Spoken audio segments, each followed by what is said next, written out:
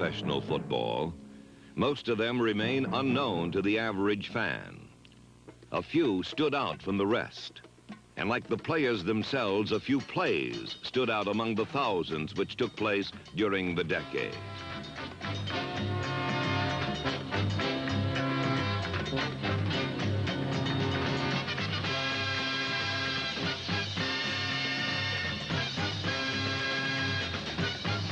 The most unusual play occurred. The most spectacular plays of the decade were probably those in which a single player defeated seemingly impossible odds, breaking tackle after tackle all the way to a touchdown. New Orleans running back Charlie Brown had one such glory run, but the man who seemed to specialize in this kind of play was tight end John Mackey of the Baltimore Colts.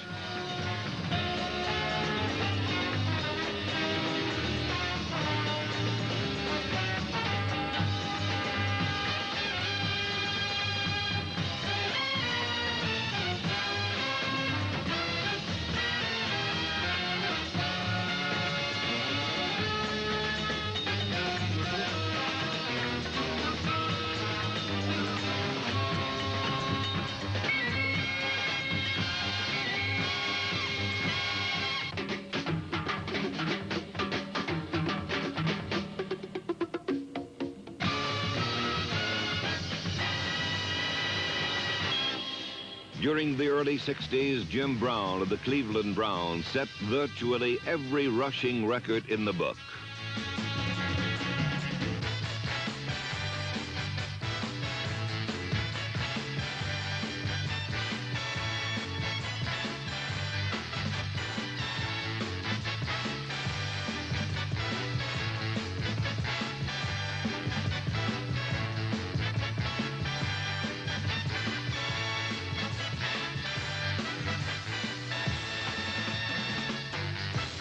In 1965, just as Jim Brown was departing the game that he had made look so easy, a comet from Kansas flashed across America's television screens.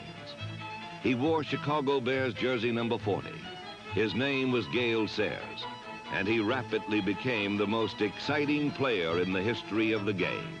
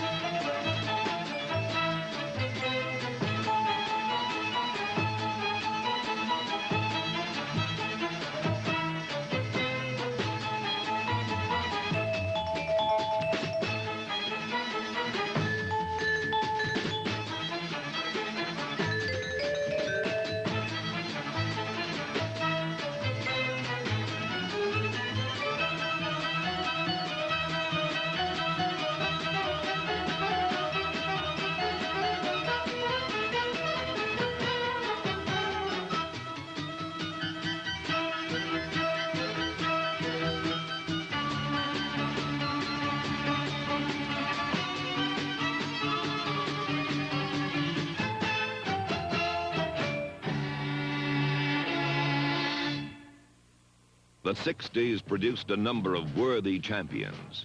First came the 1960 Philadelphia Eagles, led by Norm Van Brocklyn's passes to a human rubber ball named Tommy McDonald.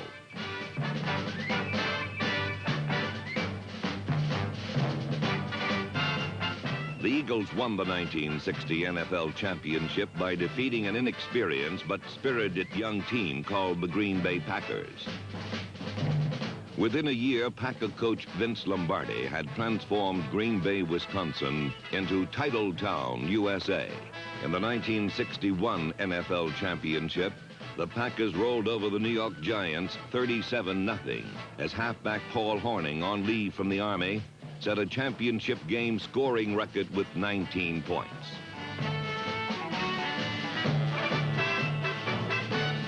Lombardi's Packers had convincingly won the first title game ever played in Green Bay.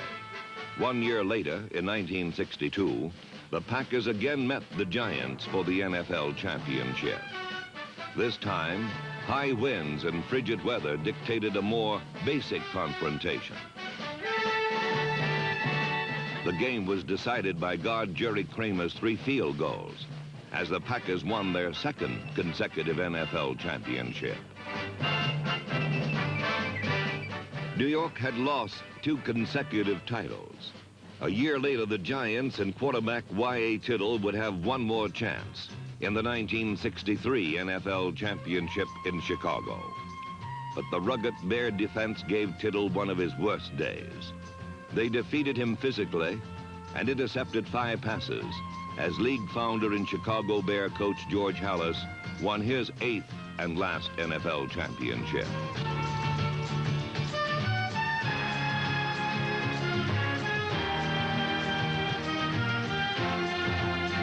In 1964, John Unitas tried to return the Colts to power, but the Cleveland Browns shut him out.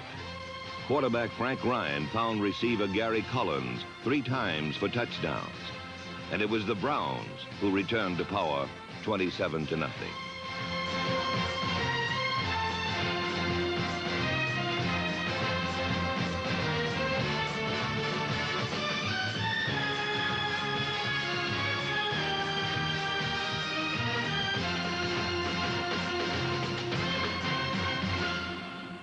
Green Bay 1965, the Western Conference playoff between the Baltimore Colts and the Green Bay Packers. On the game's first play, a Bart Starr pass to Bill Anderson, a Lenny Lyles tackle, a Don Shinnick fumble recovery, and a 7-0 lead for Baltimore.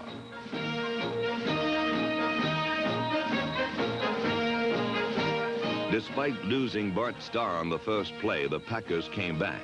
And with less than 2 minutes to play and behind by 3 points, everything rode on Don Chandler's ability to kick a football.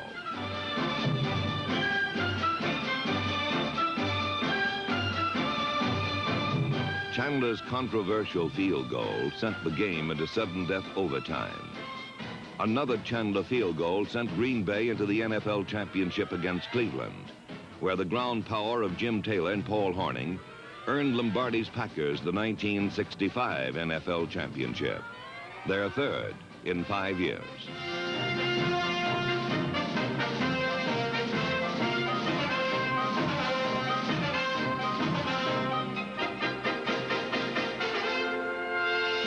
In 1966, Dallas was the site for the NFL's only warm weather championship of the decade.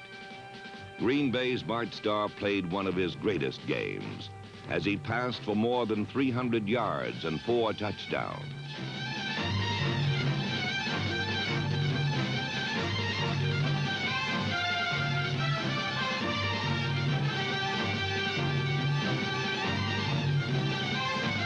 Tom Landry's Cowboys fought to the end and were not defeated until Don Meredith's last-minute pass from the 2-yard line was intercepted in the end zone.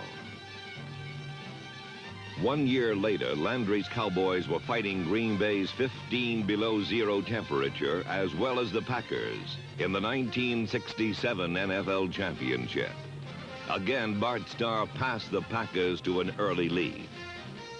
But in the 4th quarter, a Dan Reeves option pass to Lance Rensel put the Cowboys ahead 17-14.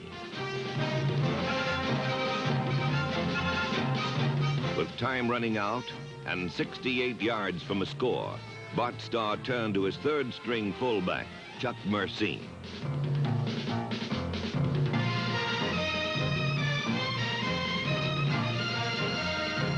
From the 1, Donnie Anderson was stopped twice, and Starr called his last timeout with only 16 seconds remaining. Just 1 yard, one play, one good solid block by guard Jerry Kramer, and the Packers had won an unprecedented 3 consecutive NFL championships, and their 5th championship in 7 years. And so, a town whose entire population could be seated in a single stadium, Green Bay, Wisconsin, was truly Titletown, USA. And the Green Bay Packers, the team Titletown loved, were truly the team of the decade. The fans, the players, the town, the team of the decade.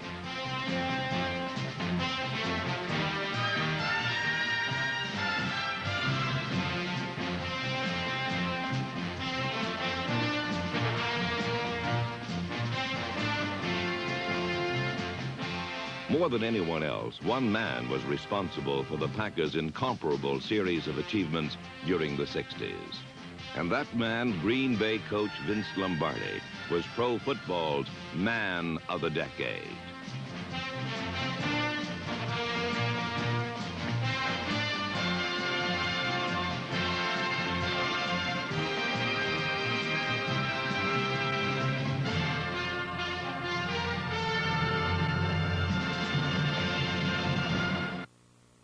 Good morning, Canada! Coast to coast, it's wake-up time!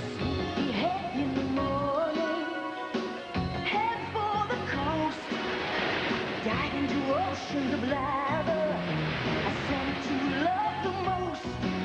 It's your body in motion, like a plunge in the ocean. Coast refreshes most, head for the coast. Wakes you up like ocean spray. Head for the coast.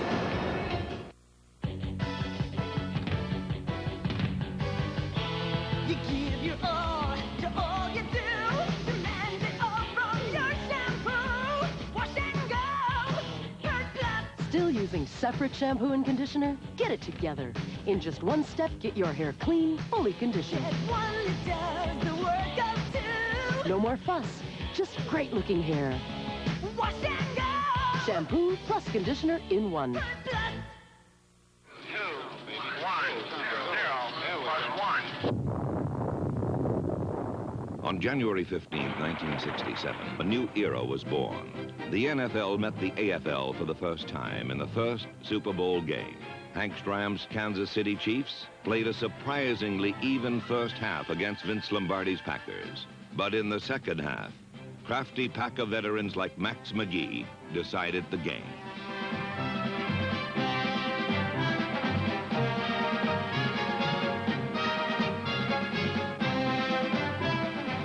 For Hank Stram and the Chiefs, it was a day of learning. The Bart Starr, Vince Lombardi, and the Packers. It was their day to show the world what they had known all along.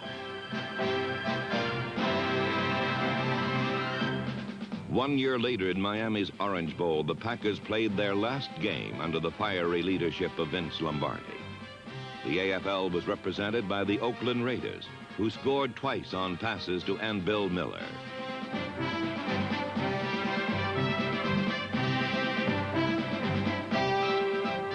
Bart Starr's passing game was clicking as it had the previous year.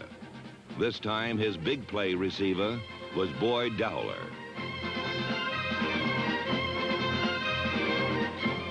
Vince Lombardi's last victory as Green Bay coach was also the last display of the Packers' devastating domination of the pro football world.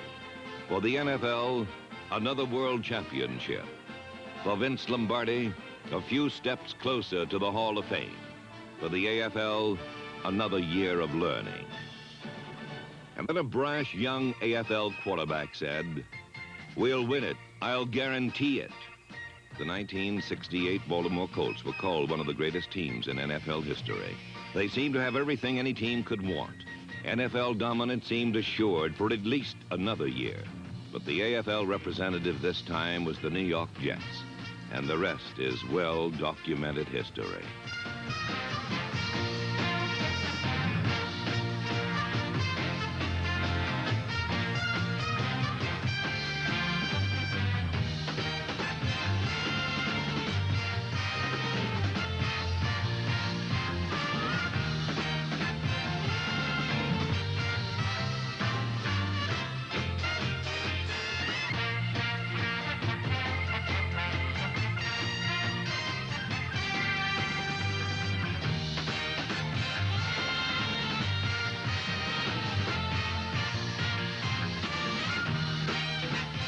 Joe Namath led the Jets to one of the greatest upsets in the history of sport. But more than that, he heralded a new era of competition for all of professional football.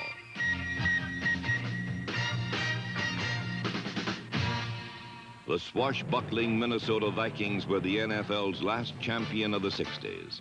But try as they did, Mighty Joe Cap and the Vikings could not master the AFL's last champion, the Kansas City Chiefs, in the 4th Super Bowl game.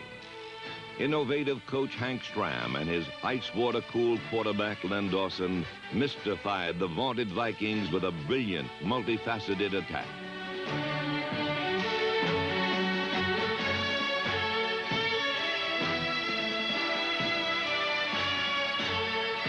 In New Orleans on January 11, 1970, pro football's greatest decade was concluded by two teams which were not yet born at the start of that decade.